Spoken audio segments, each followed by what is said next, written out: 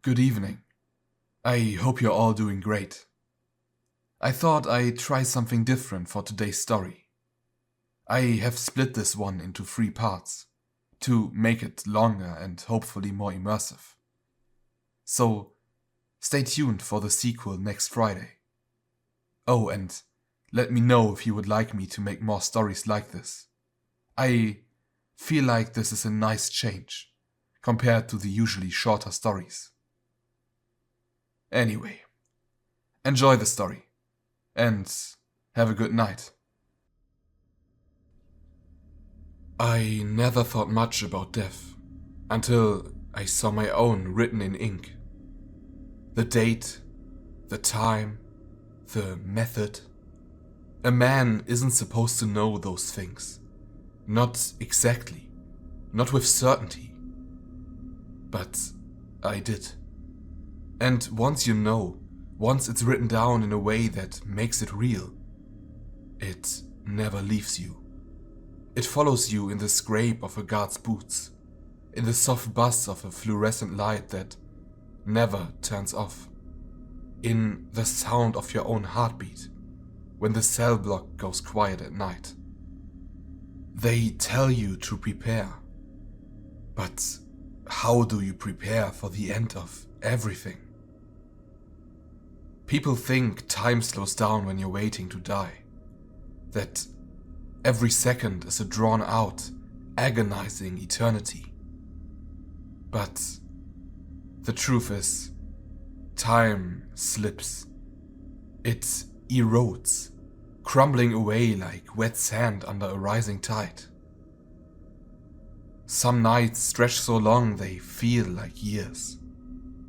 Others vanish in an instant, leaving nothing behind but the weight of dread pressing against your ribs. I stopped counting the days a long time ago. At some point, knowing how many were left didn't make a difference anymore. I wasn't innocent, I knew that. But that doesn't mean I ever believed I deserved to die. At least, not like this. There's something about execution that makes it different from murder. They make it look clean, efficient, controlled. But it isn't. They say they sterilize the needles, that they measure the chemicals just right, that they do everything by the book, as if that makes it any less grotesque. They dress it up in laws and procedures. But at the end of the day, it's just another killing. They want it to feel official, to make themselves believe they aren't doing what they condemned me for. But they are. Every warden who signs the papers, every guard who walks a man to his death, every witness who watches through the glass. They are all killers, same as me. The only difference is they get to go home afterward. The trial I remember too well. I remember the way the prosecutor's voice sharpened when he spoke about me. He didn't talk about a person. He talked about a monster. Depraved, remorseless, beyond saving. And maybe he was right. Maybe I always had it in me. But I remember the jury's eyes when they looked at me. I remember the way some of them flinched, as if they didn't want to be there, as if they wished they could be anywhere else. But they still did what they came to do. They sat there and listened and nodded when the verdict was read. I wonder if any of them ever lost sleep over it. I wonder if any of them are coming to watch me die. The night before my execution, I dreamt of the house I grew up in. A shack, really. The kind of place where the walls peeled in long strips, where the floorboards groaned under your feet, where every door in the house stuck in the summer and rattled in the winter. It was the kind of place where hope died young. My father used to say that men had to be hard to survive in this world. But what he meant was that kindness was a weakness. And he hated weakness. He had no patience for softness. Not in himself, not in my mother, and not in me. I still remember the first time he hit me. I was 7. I had spilled something. Milk, maybe, but it doesn't matter. It wasn't about the milk. It was never about the thing itself, just about the excuse. I remember the way his belt whistled through the air before it struck.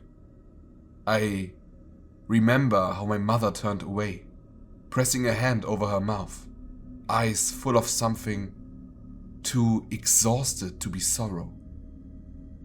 She left when I was 10. Walked out one night while he was passed out drunk in his chair, and never came back. I used to tell myself she would come back for me someday, that she had a plan, that she just needed time. But time passed, and she didn't come back. I learned what kind of man I had to be to survive. The first time I killed a man, I was 18. It wasn't planned. It wasn't something I sat and thought about. One minute, we were arguing. The next, he was on the ground, choking on his own blood, and my hands wouldn't stop shaking. I remember the way the knife felt in my fingers, slick and hot, like it had become part of me. And I remember the way his eyes locked onto mine, wide and desperate, full of something I didn't recognize until years later. It wasn't fear. It was disbelief. Like he hadn't thought it would end this way, and neither had I. But after that, it got easier. The second time I was ready. The third time I didn't even hesitate. And after that, I stopped thinking about it. You tell yourself it's just survival, that the world doesn't give second chances to men like you, that some people deserve what's coming to them. And maybe that's true, but the jury didn't agree. The priest came to see me before they took me to the chamber. He asked if I wanted to pray. I just told him I didn't believe in God. "You will," he said. I laughed. I think that was the last time I ever did. When the guards came, I didn't fight. They shackled my wrists and walked me down the hall, past rows of eyes watching through slits in the doors. Some whispered prayers, others cursed. The floor was cold under my feet. The execution chamber was smaller than I thought it would be. White walls, bright lights, sterile, just like I imagined.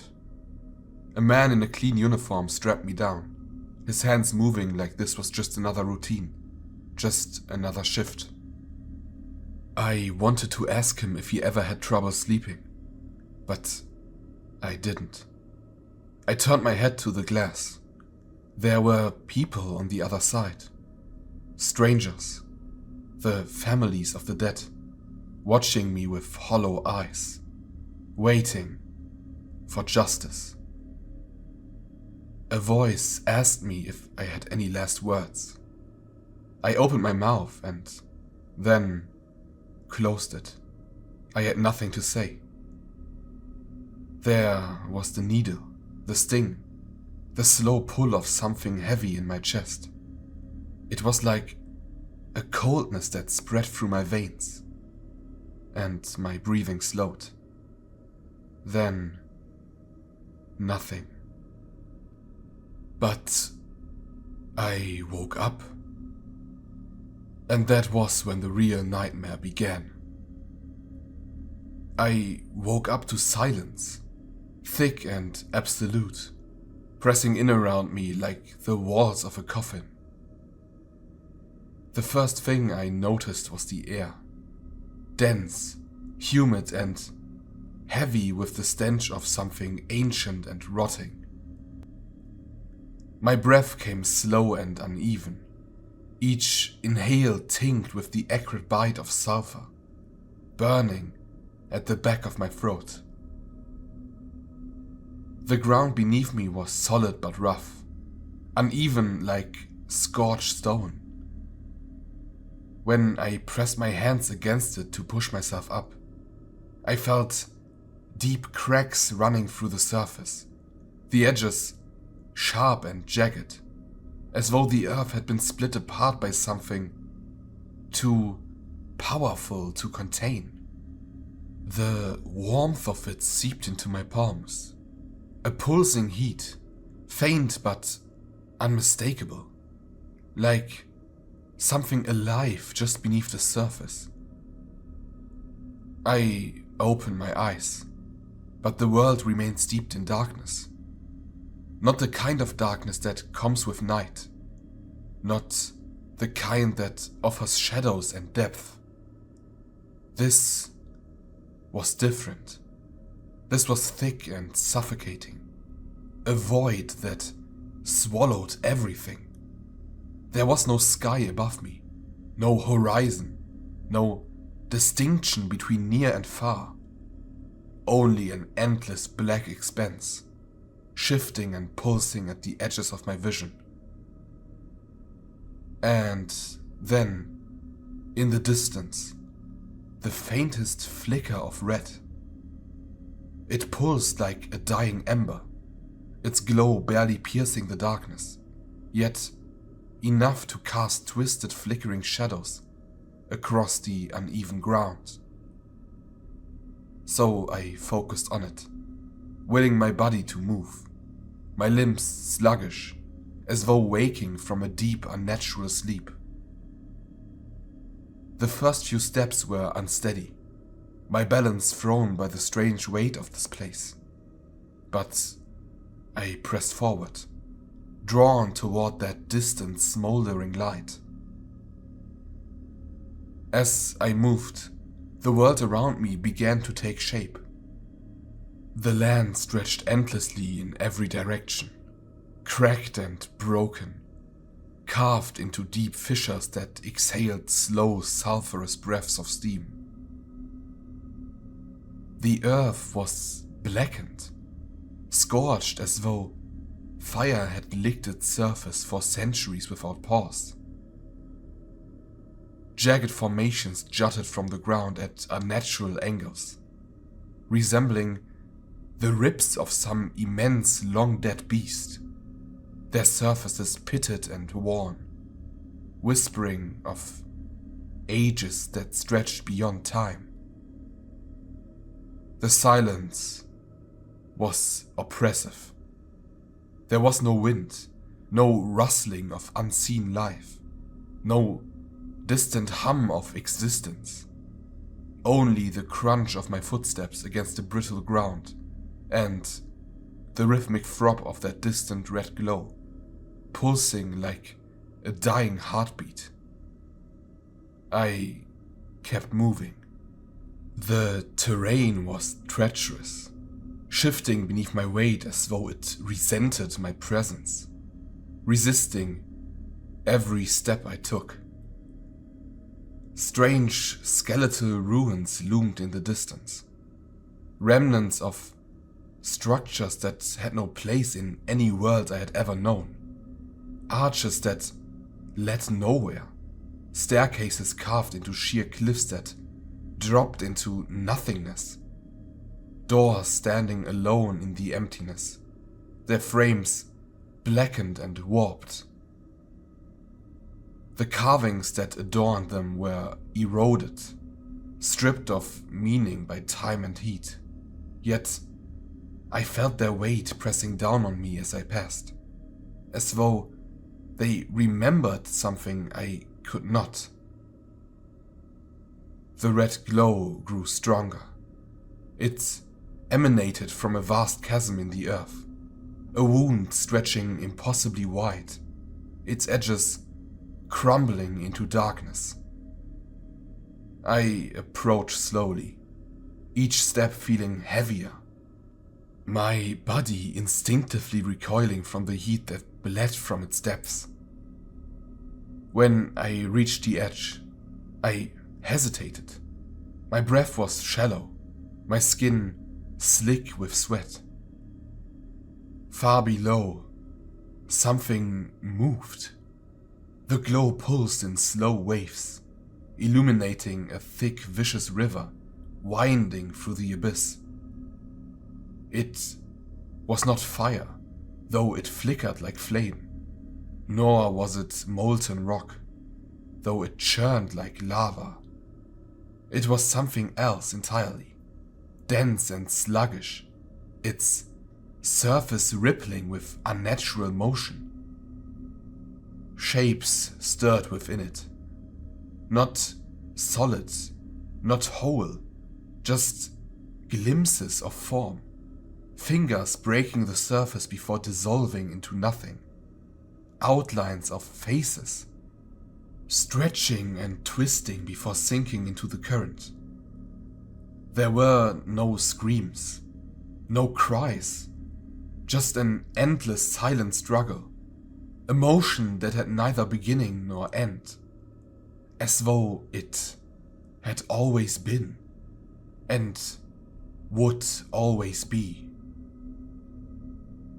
The sight of it left something cold in the pit of my stomach, so I stepped back. The chasm stretched on endlessly, disappearing into a haze of rising heat. There was no bridge, no path across, only the sheer drop into that writhing abyss. I turned away, choosing instead to follow its edge, hoping it would lead somewhere, though I had no sense of direction, no sense of time. So I walked, and walked, and walked. The landscape did not change. The sky remained an unmoving void, the air thick with heat, the silence stretching on. My mind drifted as I moved, slipping between memories, fragments of another life, another existence. The cold sterility of the execution chamber, the weight of the straps pinning me down, the sting of the needle, the slow creeping numbness, the fading pulse of my own heartbeat. And then, nothing. No afterlife, no revelation, only this.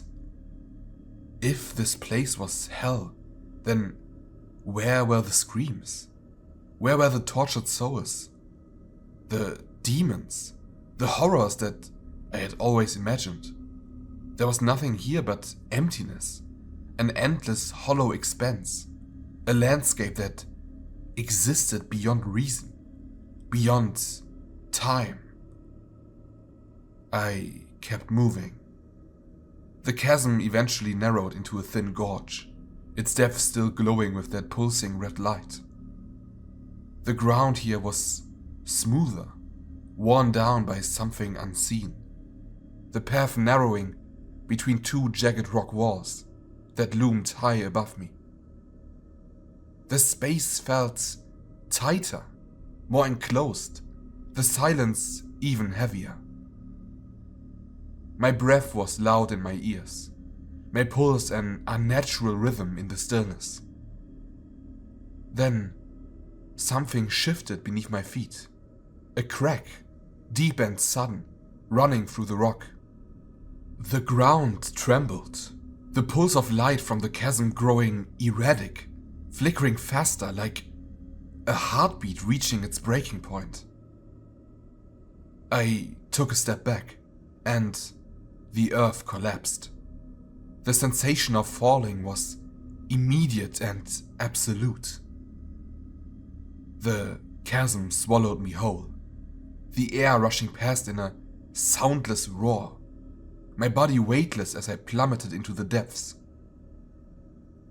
The red glow surrounded me, rising in intensity, consuming everything in its wake. I tried to scream, but there was no sound, only the abyss. And as I fell, something in the darkness whispered. Not words, not sound, just a presence, vast and infinite, waiting in the depths below. The moment my feet landed, I knew something was different. The ground beneath me wasn't solid, not like the earth I had known. It wasn't even the rock I had expected, smooth and steady. This was something else. It felt like a membrane, soft, wet, pulsing beneath me as I stood, uncertain of my next movement. The texture was almost skin-like, slick and oily, and it seemed to shimmer in the low, sickly light that hung heavy in the air. I hesitated, feeling my legs stiffen beneath me, as if they were unwilling to move further into this place. I took a deep breath, but it didn't help. No matter how much I inhaled, the air remained suffocating, full of a nauseating blend of sulfur and something worse, something putrid. The stench of decay seemed to cling to the air itself, cloying and thick. Around me, the mist stretched into endless voids, swirling in slow, deliberate movements, like smoke that refused to dissipate. The darkness was not total here. There were faint, glimmering red and orange lights, flickering in the distance, like distant fires. But the fire wasn't real. It wasn't alive. It had no warmth, only an unearthly glow that seemed to permeate everything. There were no stars, no sun, just darkness that hung in the air like a blanket, pressing against the horizon until it blurred, making it impossible to tell where the ground ended and the sky began. I turned my gaze to the path ahead. It was narrow, cutting through jagged rock formations that loomed like twisted sentinels, their sharp edges reaching toward me like the fingers of some great beast. The path itself was uneven and broken, as though it had been carved and shattered by something far beyond human comprehension. The rock beneath my feet was slick, but every step I took was followed by the faintest echo, as though my feet were barely disturbing the silence. And then I heard it. A soft, mournful wail, as though something was crying out in agony in the distance. The sound was haunting, low and guttural, reverberating in the air, as though it was coming from deep within the very walls of the chasm that surrounded me. The sound tugged at something deep within my chest. It was like a dark, visceral sensation of dread that clawed its way into my mind. It was a cry that belonged to no creature of this world, a sound that made the blood in my veins run cold. I wanted to ignore it, to push it from my mind, but the closer I walked, the more real it became. The cries grew louder, more distinct, more desperate, as if the source of the wail was moving closer. But it was a sound that came not from the throat of a living being, but from the very fabric of this place. I had no choice but to continue, my steps slow, deliberate, as though I was treading on fragile ground. As I moved deeper into the land of the damned, I began to see them. At first, just shadows moving in the fog, indistinct forms. But then, as the mist began to thin, I saw them more clearly. Souls, if you could call them that, caught in some eternal dance of torment. They were not whole, not anymore. Their bodies had been twisted beyond recognition, their forms bent and deformed, broken by some unimaginable force. One soul, a woman, if she had once been, crawled along the path on her hands and knees, her skin stretched thin, veins visible beneath the translucent membrane. Her mouth opened in a silent scream, though no sound emerged. Her eyes, black and empty, stared straight ahead as she dragged herself forward with what little strength remained in her shattered body. Further ahead, a man was suspended in mid-air, his body strung up by twisted ropes of flesh and bone. His arms and legs were splayed wide, each limb bent unnaturally, held together by jagged, gnarled tendrils that seemed to grow from the very earth itself. His eyes were wide, bloodshot, as he stared down at me, pleading with a look that made my stomach churn. But his mouth, it didn't move. No words came from him, only that wordless plea. The air grew colder, a sharp, biting cold that seemed to freeze my very thoughts, as I moved closer to the edge of a blackened pit. I was drawn toward it, instinctively, a magnetic pull that I couldn't explain. It was not the kind of pit that you could see clearly. It was like staring into an endless well of shadow, the edges of which were ragged and uneven, filled with something that neither moved nor stayed still. It was like staring into something alive, a breathing, shifting entity that threatened to swallow me whole. Suddenly, I felt something shift beside me, a flicker in the fog.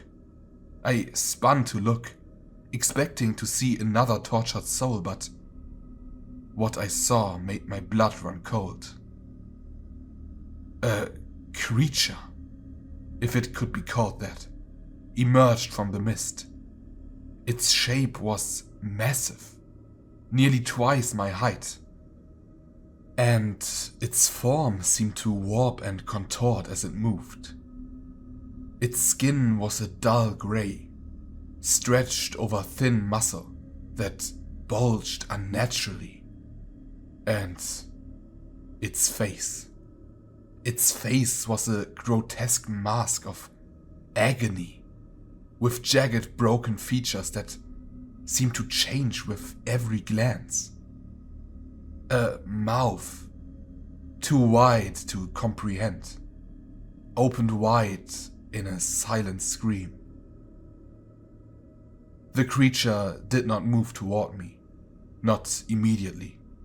It simply stood there, watching me with eyes that were nothing but hollow pits of darkness, as though it could see into my very soul. It was as though the air around it bent, reshaping itself as it passed through the space, warping and distorting in its wake. I couldn't look away. There was something hypnotic about it. Its presence was suffocating, like the weight of an eternity spent in the company of something ancient, something beyond comprehension. My heart raced as I felt myself drawn toward it, compelled by an unknown force to step closer. And then, from within the chasm came a different sound. A deep, terrible groan that vibrated through the air. It was not a sound made by any creature I had seen. It was the sound of something other, something primal, something that felt as if it had existed long before time had even begun. The sound grew louder, and the very earth beneath me trembled. The creature before me turned its head slowly toward the pit, its gaze empty but knowing, as if it recognized the presence from the depths. I backed away instinctively, feeling my breath catch in my chest. The mist began to swirl faster, thickening around me as the ground itself started to tremble. The wailing from the tortured souls grew louder, melding with the deep, primal sound of the abyss below. The sounds seemed to come from all around me at once.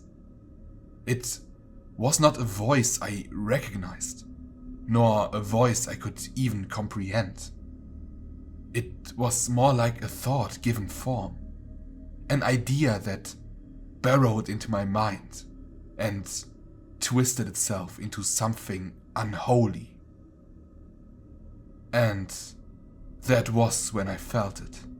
A presence, something just beyond my peripheral vision. Something that was watching me, seeing me. I turned my head slowly, almost afraid to look, but something in me compelled me to. There, standing in the dense fog, I saw them. Eyes. Hundreds of them, no, thousands, peering out from the shadows. They glowed faintly, dim and red, like embers in the dark. Some were large, as wide as a human palm. Others were small, like tiny specks of light in the distance.